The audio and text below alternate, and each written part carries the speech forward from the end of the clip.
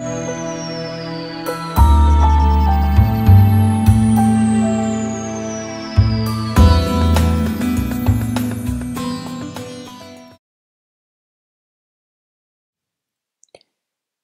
ladies and gentlemen of YouTube. This is Chalupian here one more time, wishing you a very happy new year. Today, we want to talk about the influences that we have here on the channel. That is, some people who have been of great influence for us in our formation, in our esoteric um, teachings, in our esoteric ways of thinking, if you will. The first one that we want to talk about is Carl Jung. The gentleman was born on July 26, 1875, and died on June 6, 1961. As many of you might know, he was actually one of the students of Sigmund Freud. Uh, Now, we also know that after he had finished his learning under Freud, he actually began to form his own opinions and his own analytics regarding psychiatry. Now, what he really influences us, and the way that he influences us, is with his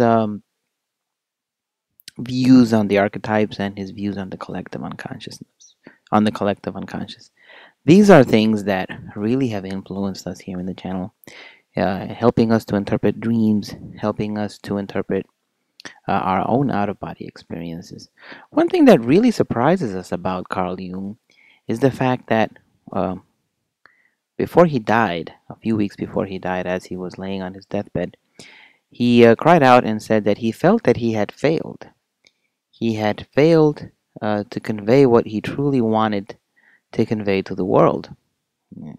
Now, this is a man, a white man, mind you, that in those days, in the early 1900s, went to Africa and went to South America to the native tribes and asked them about their dreams. And this man here, on a little before he dies, is telling us that he feels that he has failed us because he wanted to let us know that one of his life missions was to prove the existence of a soul. He wanted to prove it in a scientific way based on his own psychology, based on his own analytical theories that he had come up with. So that is something pretty incredible about Carl Jung. Another amazing person that we'd like to talk about also is Jiddu Krisnamurti. Gentleman was born on May 12, 1895, and died on February 17, 1986. Some of you might know, if you've been studying esoteric traditions, some of you might know his origins when it comes to these esoteric teachings. We're not really going to go into that. We're not really going to go into the whole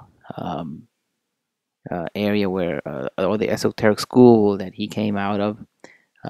Here at the channel, we don't really want to do this. What we want to do is just mention how he has influenced us. Now, in his talks, Jiddu Krisnamurti is always very adamant about dogma and about the preconceived notions. And he is always talking about how to know oneself in a genuine manner. This is what really sticks out about Jiddu Krisnamurti, and this is why we have chosen him as one of the biggest influences for the channel. Moving right along, we also have one of the more modern philosophical and esoteric teachers, Eckhart Tolle. Now, he was born on February 16, 1948. He is still alive, and he is of German origin, but he lives in Canada right now.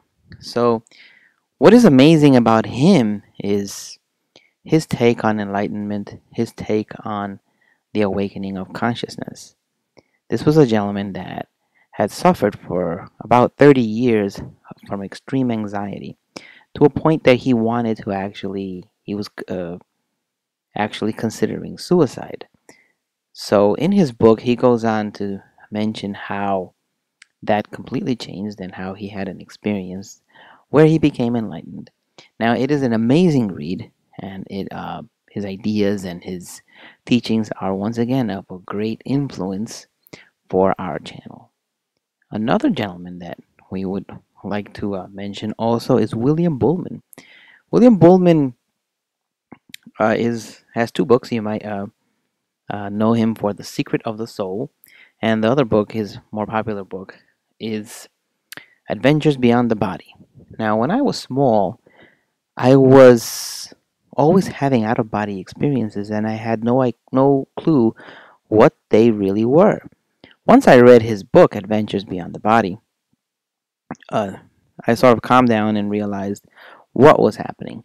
He also has an incredible way, an incredible passion of teaching what he has been through and helping others through out of body experiences or astral projection. So there you have it. Those are the four main people that have influenced our opinions here on the channel. Of course, there are many, many more. We just wanted to mention these four people for now. Please have a happy new year, and if you have any questions regarding these people, you can check in the link below. In the few links below, you will see some links regarding some of their teachings and even some videos. Thank you very much, and see you soon. Do you yourself believe that death is probably the end, or do you believe that? Well, I can't say. You see, the word belief is a difficult thing for me. I don't believe. I must have a reason for a certain hypothesis. Either I know a thing, and when I know it, I don't need to believe it. If I don't allow myself, for instance, to believe a thing just for the sake of believing it. I can't believe it. But when there are sufficient reasons for a certain hypothesis, I shall accept. To tell you who I am is really quite meaningless. First of all, I'm nobody. Right? That's all. It's very simple as that. I'm nobody. But what is important is who you are. What am I? What are you?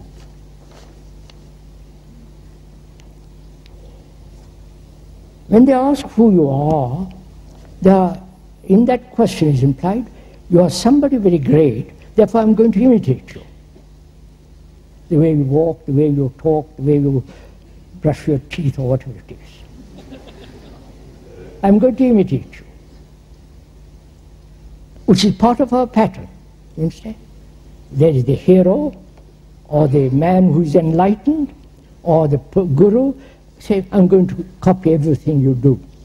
Which becomes so absurdly silly, you understand? Childish.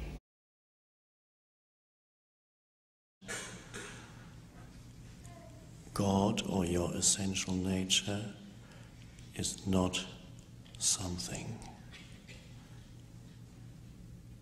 not content, not form. The best description through words is to say not what it is not. And then you're left with what it is, which cannot be named, but can be known. But cannot be known conceptually, because every concept is again a name and a form. It can be known simply, easily, in the silent space of stillness. I use an analogy of a train ride. We're all of humanity, 6.5 billion of us are on this train, and we're all heading to this unknown destination. And we're on this 75-year journey. And think how insane this is. We're on this, all collectively on this journey for 75 years, and we don't have a clue where we're going. I mean, would that be acceptable in any aspect of your life now? Would you leave the house and not have a destination? I mean, it's crazy. Would you go, I mean, we wouldn't accept that on a day-to-day basis, but yet we're accepting that for our entire life journey. And people are waking up to the fact that this is insanity.